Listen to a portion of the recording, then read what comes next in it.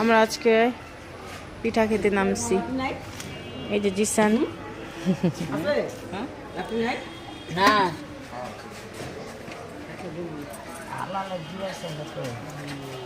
যাইবার পারে না গো ভাই না আমার পিঠাগুলা খুব মজার হয়। খালা তেলে পিঠা দেন দুইটা।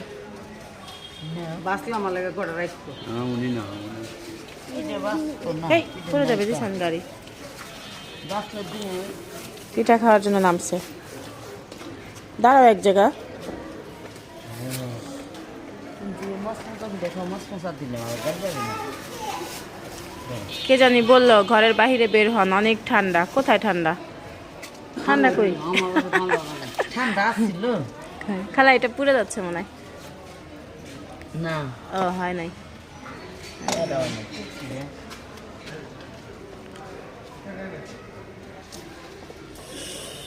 সাথে আছে ভর্তা।